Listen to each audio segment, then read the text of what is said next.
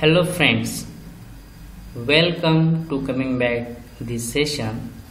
Now we will learn unit number 3, profit and loss. We will discuss about the cost price and selling price and then profit and its formula. First of all, what is profit and loss? You know,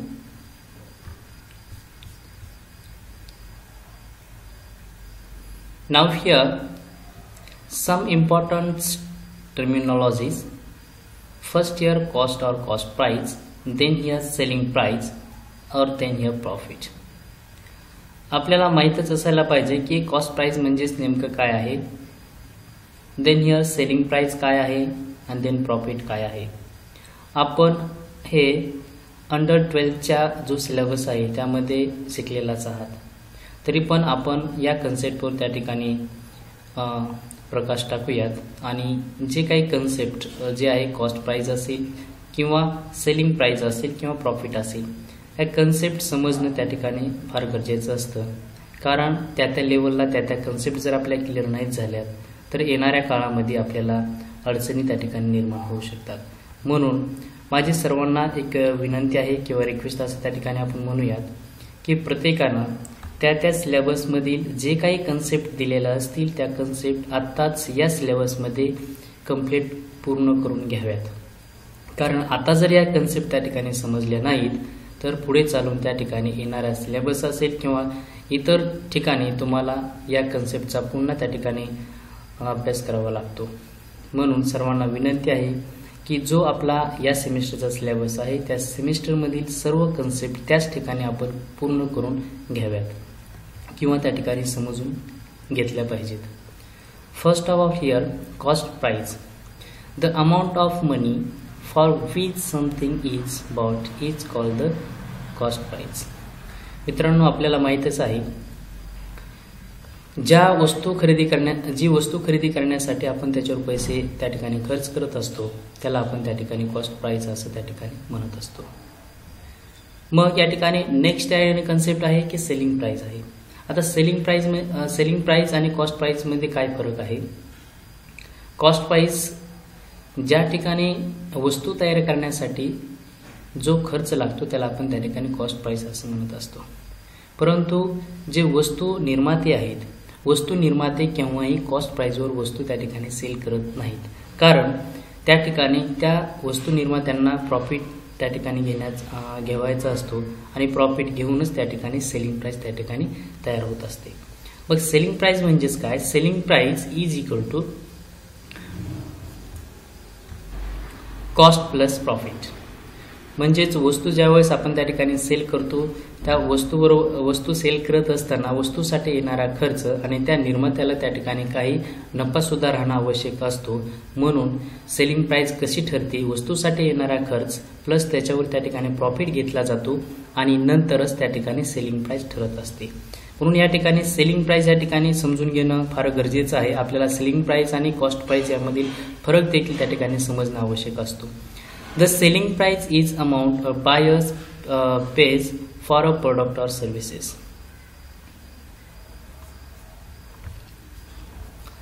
खरेदीदार ज्या वस्तूला ज्या किमतीला जी वस्तू त्या ठिकाणी खरेदी करत असतो त्याला त्या ठिकाणी आपण सेलिंग प्राइस असं म्हणतो. कारण कॉस्ट प्राइसवर कोणताच त्या ठिकाणी विक्रेता वस्तू सेल करणार नाही, त्यावर प्रॉफिट ॲड करूनच त्या ठिकाणी सेलिंग प्राइस डिटर्मिनेशन करून किंवा ठरवूनच त्या ठिकाणी सेल केली जाते. म्हणून या ठिकाणी जो बायर्स आहे, बायर्स म्हणजे त्या ठिकाणी वस्तू खरेदी करणारा व्यक्ती ज्या वस्तू खरेदी करत आहे त्यासाठी किंवा जी सेवा खरेदी करत आहे त्यासाठी पेड होणारी अमाऊंट असते त्याला आपण त्या ठिकाणी सेलिंग प्राइस असं म्हणतो. The amount of money for which something is sold is called the selling price. ज्याच्यावर आपण जे खरेदी केले त्याच्यावर आपण पैसे पेड करत असतो त्यालाच आपण त्या ठिकाणी सेलिंग प्राइस असं म्हणतो. मग प्रॉफिट काय आहे? तर आता पहा, हे एकमेकावर डिपेंड कन्सेप्ट आहेत. फर्स्ट आहे कॉस्ट प्राइस, देन आहे सेलिंग प्राइस आणि देन आहे प्रॉफिट. सर्वप्रथमतः पुन्हा एकदा लक्षात घ्या, कॉस्ट प्राइस म्हणजे ज्या वस्तूला, ज्या किमतीला जी वस्तू त्या ठिकाणी वस्तू तयार करण्यासाठी जो खर्च येतो त्याला आपण कॉस्ट प्राइस असं त्या ठिकाणी म्हणतो. आणि सेलिंग प्राइस काय आहे, तर कॉस्ट प्राइस वर कोणताच त्या ठिकाणी वस्तू निर्माता वस्तू सेल करत नाही, त्याच्यावरती तो नफा घेण्याचा प्रयत्न करतो, म्हणून कॉस्ट प्राइस प्लस नफा नंतरच त्या ठिकाणी सेलिंग प्राइस तयार होत असते. आणि प्रॉफिट म्हणजेच काय, या दोन्ही बदला जो काही डिफरन्स असतो त्याला आपण त्या ठिकाणी प्रॉफिट असं म्हणत असतो. पण डिफरन्स कोणता, जर सेलिंग प्राइस पेक्षा जर कॉस्ट प्राइस जर त्या ठिकाणी कमी असेल तर त्या ठिकाणी प्रॉफिट आपल्याला मिळत असतं. सेलिंग प्राइस पेक्षा जर कॉस्ट प्राइस जर त्या ठिकाणी जास्त असेल तर आपल्याला साहजिकच त्या ठिकाणी एक नफा किंवा त्या ठिकाणी तोट्याला सामोरे जावं लागतं. म्हणून या ठिकाणी प्रॉफिट काय, तर the profit or gain is equal to selling price minus cost price. Loss is equal to the cost price minus selling price. मग आपण या ठिकाणी आपल्या साहजिकच लक्षात आलेलंच असेल की प्रॉफिट म्हणजेच काय, जो selling price minus cost price जर आपण त्या ठिकाणी केलं तर आपल्याला त्या ठिकाणी काय मिळतो, प्रॉफिट मिळत असतो. आणि लॉस केव्हा आहे, तर cost price minus selling price जर त्या ठिकाणी केलं तर आपल्याला त्या ठिकाणी लॉस राहण्याची शक्यता असते. म्हणून ह्या तीन गोष्टी या ठिकाणी फार महत्त्वाच्या आहेत, आपल्याला त्या ठिकाणी समजल्याच असतील अशी अपेक्षा या ठिकाणी मी करतो. कारण कॉस्ट प्राइस, सेलिंग प्राइस आणि प्रॉफिट न समजण्यासारख्या काही गोष्टी नाहीत. आता नंतर आपण नेक्स्ट स्लाइडवर त्या ठिकाणी पाहणार आहात की फॉर्म्युला, प्रॉफिट फॉर्म्युला. प्रॉफिटचा नेमका फॉर्म्युला काय आहे आणि कशा पद्धतीने प्रॉफिट त्या ठिकाणी कॅल्क्युलेट केला जातो. या ठिकाणी आपण स्क्रीनवर त्या ठिकाणी पाहतच असाल profit formula. Profit is equal to selling price minus cost price. वस्तू ज्या किमतीला विकली जाते त्याला आपण सेलिंग प्राइस म्हणत असतो आणि वस्तू ज्या किमतीला त्या ठिकाणी तयार होत असते त्याला आपण त्या ठिकाणी खर्च असं त्या ठिकाणी म्हणत असतो. म्हणजे वस्तू जर कोणती वस्तू पहा, एखादी वस्तू जर 10 रुपयाला तयार होत असेल तर वस्तू निर्माता ती 10 रुपयाला विकणार नाही. मग त्याच्यावरती 5 रुपये प्रॉफिट घेऊन मग cost plus profit is equal to selling price. म्हणजेच 10 रुपयाला जर वस्तू तयार होत असेल तर वस्तू निर्माता त्याच्यावर 5 रुपये त्या ठिकाणी किंवा 2 रुपये 3 रुपये असा नफा घेऊन त्या ठिकाणी सेलिंग प्राइस तयार करत असतो. म्हणजेच या ठिकाणी जर प्रॉफिट आपण या ठिकाणी 3 रुपये ठेवला, मग कॉस्ट प्लस प्रॉफिट जर आपण या ठिकाणी जर पाहिलं तर त्या ठिकाणी 13 रुपये होतात. मग सेलिंग प्राइस किती असते, 13. मग आता प्रॉफिट कसं कॅल्क्युलेशन करणार आपण, प्रॉफिट सेलिंग प्राइस मधून त्या वस्तूसाठी येणारा खर्च जर आपण त्या ठिकाणी मायनस केला तर साहजिकच आपल्याला त्या ठिकाणी प्रॉफिट मिळत असतं. परंतु फक्त एक गोष्ट या ठिकाणी लक्षात ठेवायची, कॉस्ट प्राइस पेक्षा सेलिंग प्राइस ही केव्हाही जास्त कमी असता कामा नये. कारण कॉस्ट पेक्षा जर सेलिंग प्राइस जर कॉस्ट प्राइस पेक्षा जर सेलिंग प्राइस जर या ठिकाणी कमी असेल तर साहजिकच तो त्या ठिकाणी लॉस ग्राह्य धरला जाईल. सेलिंग प्राइस जास्त असायला पाहिजे आणि कॉस्ट प्राइस कमी असेल तरच त्या ठिकाणी आपल्याला काय मिळेल, प्रॉफिट मिळू शकतो. प्रॉफिट और लॉस इन पर्सेंट मध्ये जर कॅल्क्युलेशन करायचं असेल तर त्यासाठी आपल्याला हा फॉर्म्युला यूज करावा लागेल, जेणेकरून इन पर्सेंट मध्ये म्हणजे आपण म्हणत असतो किती टक्के प्रॉफिट झाला, हा या प्रश्नाचं उत्तर आपल्याला या फॉर्म्युल्यामधून त्या ठिकाणी मिळत असतं. म्हणून या ठिकाणी आपण प्रॉफिट और लॉस इन पर्सेंटचा फॉर्म्युला जर पाहिला तर या ठिकाणी प्रॉफिट और लॉस या ठिकाणी का दिलेला आहे, जर प्रॉफिट झाला असेल तर प्रॉफिट, जर लॉस झाला असेल तर लॉस. बाकीचा फॉर्म्युला त्या ठिकाणी सेम राहणार आहे, प्रॉफिट और loss upon cost price into 100. अशा पद्धतीनं जर प्रॉफिट आपल्याला किंवा लॉस इन पर्सेंटमध्ये जर कॅल्क्युलेशन करायचं असेल तर आपल्याला अशा पद्धतीचा फॉर्म्युला यूज करावा लागेल. आता यानंतर आपण एक छोटंसं एक्झाम्पल त्या ठिकाणी पाहणार आहात. एक्झाम्पल या ठिकाणी तुम्ही समजून घेऊ शकता. सर्वप्रथम त्या ठिकाणी आपण कोणत्याही प्रकारचं एक्झाम जर समजून घेतलं तर साहजिकच ते आपल्याला लवकरात लवकर सॉल्व्ह करता येऊ शकतं. A seller bought 12 dozen mangoes at the rate of ₹30 per dozen. He sold 8 dozen mangoes at the ₹45 per dozen and remaining at the rate of ₹25 per dozen. Did he make a profit or loss? पहा, एका व्यक्तीनं त्या ठिकाणी एक विक्रेत्यानं 12 dozen mango त्या ठिकाणी विकणार आहे तो. 12 डझन मँगो 30 रुपये किमतीने त्या ठिकाणी तो विकणार आहे. 12 डझनपैकी 8 डझन मँगो त्यानं त्या ठिकाणी 45 रुपये डझनने विकलेले आहेत. तर 12 मधून 8 गेले तर शिल्लक राहतात 4, म्हणजे 4 डझन हे रिमेनिंग 4 डझन हे 25 रुपये पर डझनने त्या ठिकाणी त्यानं सेल केलेले आहेत, विकलेले आहेत. तर त्या व्यक्तीला प्रॉफिट होईल का लॉस होईल, असा या ठिकाणी हा प्रश्न आहे आणि आपण त्याचं उत्तर या ठिकाणी आता पाहणार आहात की कशा पद्धतीनं प्रॉफिट और लॉस कॅल्क्युलेशन करणार आहात. आपल्याला या क्वेश्चनमध्ये इन पर्सेंटेजमध्ये सांगितलेलं नाही. आपण सर्वप्रथमतः एक सिंपल क्वेश्चन आहे. सिंपल क्वेश्चनमध्ये आपण फक्त त्या व्यक्तीला प्रॉफिट झालेला आहे की लॉस झालेला आहे आपण साहजिकच या क्वेश्चनच्या माध्यमातून किंवा आपण जे काय कॅल्क्युलेशन करणार आहात त्याच्या माध्यमातून आपल्याला साहजिकच लक्षात येऊ शकतं.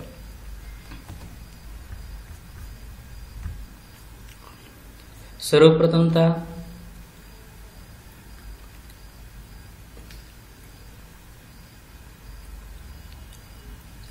Cost of dozen mangoes rupees.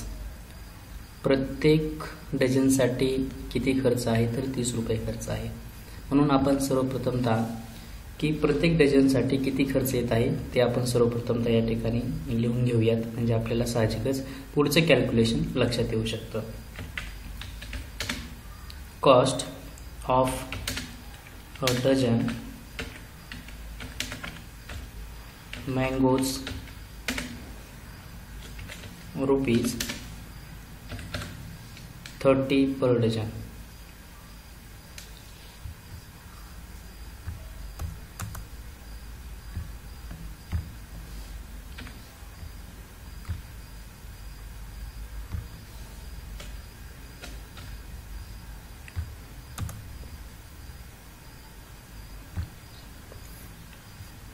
Cost of a dozen mangoes 30 per rupees. मँगोच्या डझनासाठी किती खर्च येत आहे 30 रुपये खर्च येत आहे. इथपर्यंत ठीक आहे. तर आपण सरासरी 12 डझन मँगोचे 30 रुपयाने किती त्या ठिकाणी पैसे होतात हे आपण मॅन्युअली सुद्धा कॅल्क्युलेशन करू शकतो किंवा आपण नोटबुकच्या साहाय्यानं किंवा कॅल्क्युलेटरच्या साहाय्यानं सुद्धा कॅल्क्युलेशन करू शकतो. Then here cost of 12 dozen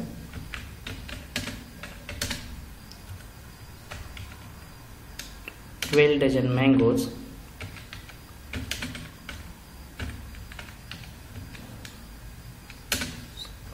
how much dozen there are 12 dozen per dozen. How much rupees there? 30 rupees. So here is equal to 12 dozen आंब्याचे 30 रुपये प्रति डझन प्रमाणे किती पैसे होतात तर या ठिकाणी 12 गुणिले 30 जर केलं आपल्याला तर या ठिकाणी 360 रुपये होतात. परंतु या व्यक्तीनं काय केलेलं आहे 12 डझनपैकी 8 डझन हे 45 रुपये दरानं विक्री केलेलं आहे आणि रिमेनिंग जे 4 डझन आहेत ते 4 डझनची किंमत त्या ठिकाणी 25 रुपये पर डझननं विकलेली आहेत. पण जर त्या व्यक्तीनं सरासरी 12 डझनचे 30 रुपयाप्रमाणे जर त्या ठिकाणी आंबे विकले तर 360 रुपये होतात. परंतु त्या व्यक्तीनं 8 डझन हे 45 रुपये दरानं विकलेले आहेत. म्हणून या ठिकाणी आपण 8 डझनचे कॅल्क्युलेशन करणार आहात. सर्वप्रथमतः 8 डझन मँगोज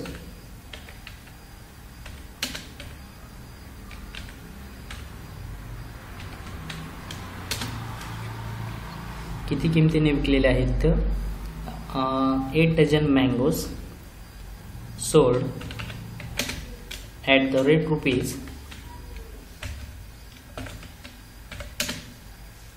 45 means here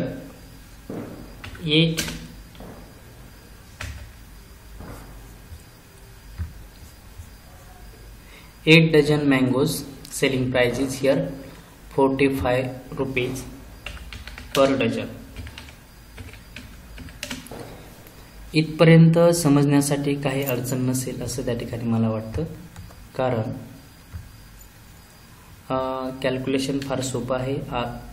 या अगोदरच्या या आधी पण त्या ठिकाणी अगोदरच्या सिलेबसला सुद्धा देखील तुम्ही या ठिकाणी गुणाकाराचे असे छोटे छोटे एक्झाम्पल आपण शिकलेला असालच.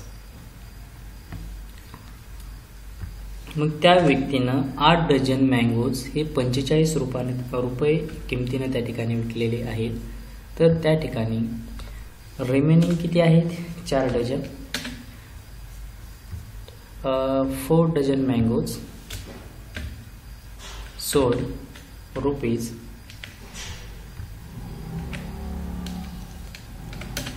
25 per डझन.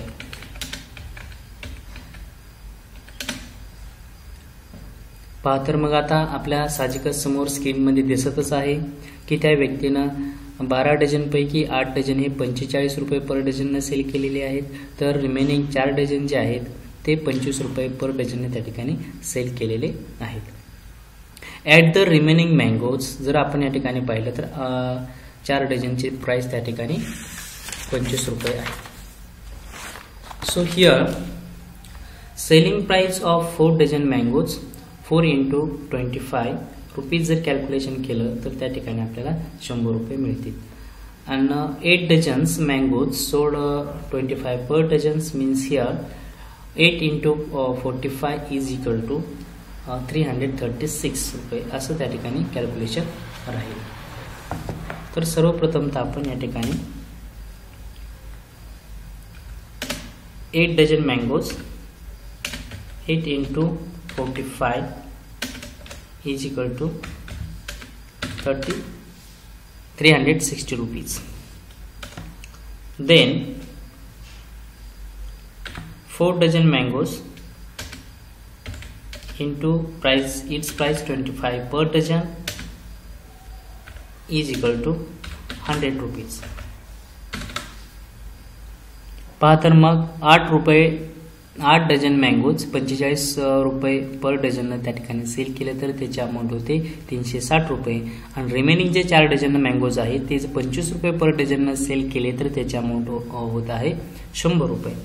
मग या ठिकाणी 360 plus 100 is equal to 460 rupees. तर त्या व्यक्तीनं 460 रुपये त्या ठिकाणी त्याला त्या विक्रीतून झालेले आहेत. तर मग या ठिकाणी आपण फॉर्म्युला त्या ठिकाणी यूज करू शकतो. Profit is equal to selling price minus cost price.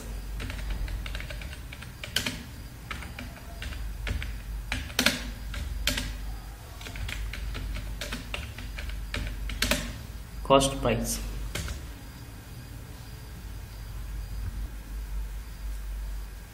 So here profit is equal to 460 minus cost price 360 is equal to 100 rupees. त्या व्यक्तीला तर प्रॉफिट किती झालेला असेल तर त्या व्यक्तीला प्रॉफिट 100 रुपये त्या ठिकाणी नफा झालेला आहे. Means here there is a profit of ₹100 rupees. तर अशा पद्धतीनं आपण त्या व्यक्तीचं त्या ठिकाणी प्रॉफिट कशा पद्धतीने कॅल्क्युलेट केलेलं आहे ते आपल्यासमोर आपल्याला स्क्रीनवर त्या ठिकाणी दिसतच आहे की आपण अशा पद्धतीनं इतर याचे एक्झाम्पल येणारे आहेत. एक इतर एक्झाम्पल त्या ठिकाणी तुम्ही सॉल्व्ह करू शकता. Now here next example number 2.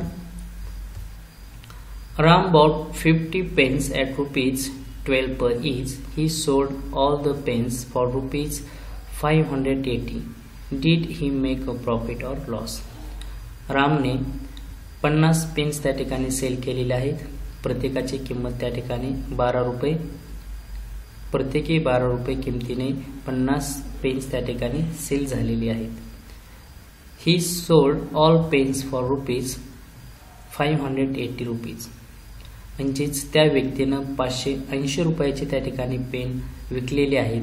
तर त्या व्यक्तीला प्रॉफिट झालेला आहे की नफा झालेला आहे ते आपण या एक्झाम्पलच्या माध्यमातून पाहणार आहात.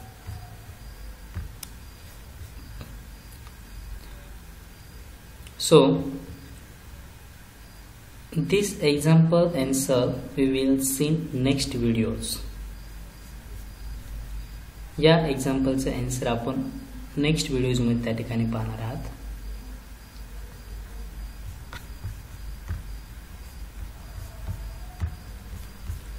थँक्यू.